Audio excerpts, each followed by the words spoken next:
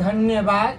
सबसे पहले संविधान के निर्माता डॉक्टर भीमराव अंबेडकर को समाजवादी पार्टी के तरफ से इनको कोट कोट नमन और प्रणाम करती हूँ। डॉक्टर भीमराव अंबेडकर 7 आश्चर्य विद्वानों में एक आश्चर्य विद्वान थे। कोई नहीं जानता था कि गुदड़ी में सोया हुआ माई का लाल एक दिन जाग उठेगा और भारतीय संविधान को लिख डालेगा।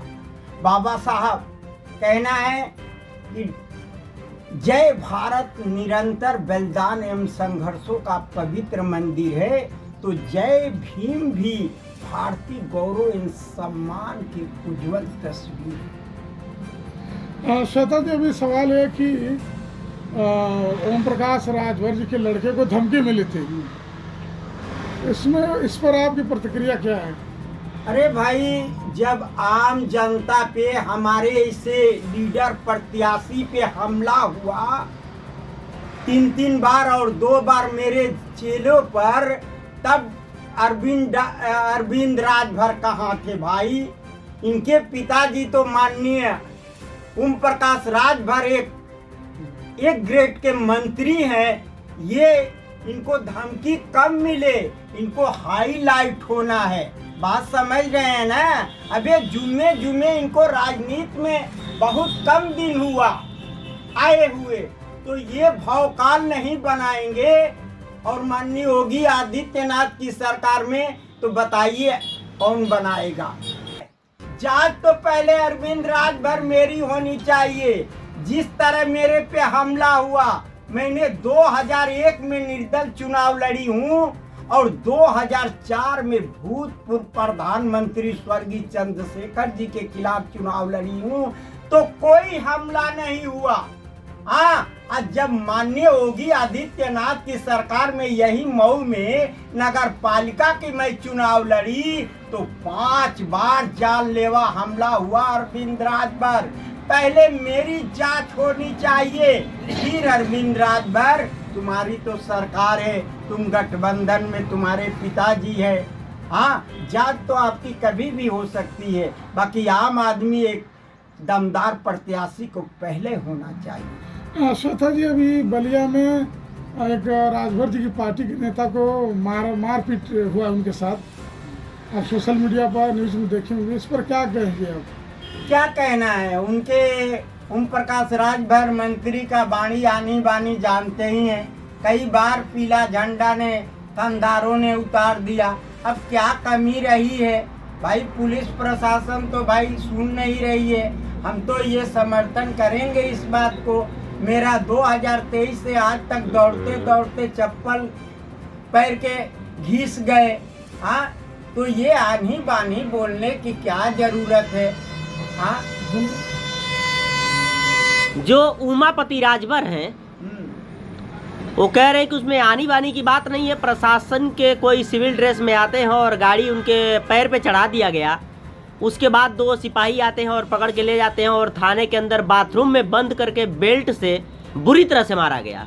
तो ये तो बात अरविंद राजभर को अपने पिता माननीय ओम प्रकाश राजभर मंत्री से पूछना चाहिए, क्योंकि उनकी पार्टी में है माननीय योगी आदित्यनाथ की सरकार में।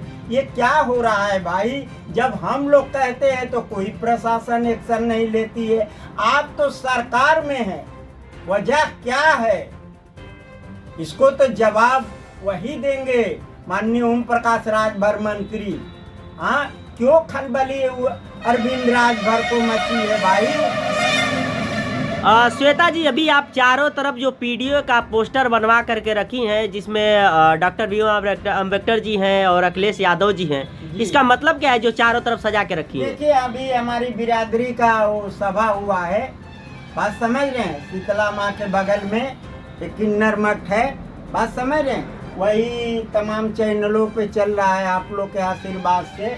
तो हमारी बिरादरी वहाँ जुटी थी, बात समझ रहे हैं? तो वही पीडीए का प्रचार और प्रसार कर रही है, बात समझ रहे हैं? श्वेता जी, अभी मऊ में जो शीतला माता मंदिर है उसमें बहुत बड़ा चोरी हुआ है, उसको लेकर के क्या कहेंगे? देखिए, वो प्रशासन की जांच की विषय है। पता चला है कि वो पकड़े गए हैं।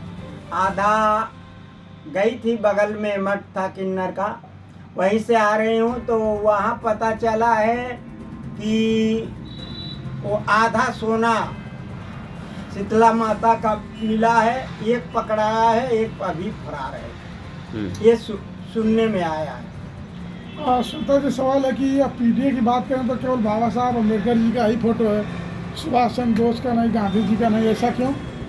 देखिए, ऐसा है कि जैसे अगर देश के इतिहास देखेंगे तो जैसे चक्रवर्ती राजगोपालाचारी, डॉक्टर भीमराव अम्बेडकर, वल्लभ भाई पटेल, गुलजारी लाल नंदा, ऐसा पवित्र नाम है, बात समझ रहे। तो उन्होंने भारत को समझा तथा भारत की हर आकांक्षाओं को तुंग शिखर पर ले जाकर उसका नव निर्माण का संकल्प लिया।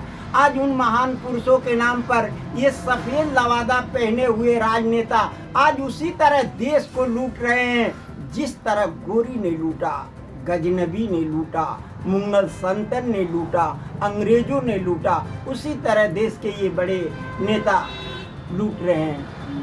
आखिर में कुछ कहना चाहेंगे? अभी होली सामने आ गया है। लीजिए, ये तो हिंदू का पर्व त्योहार है और महीना भी चल रहा है। मैं दोनों धर्मों के लिए अपने ये घोसी की जनता के तरफ से दोनों को शांतिपूर्वक त्योहार मनाने के लिए मैं दिल की गहराई से धन्यवाद देती हूँ कि शांतिपूर्वक त्योहार अच्छा से बीते। चलिए, ठीक है श्रोता जी, धन्यवाद।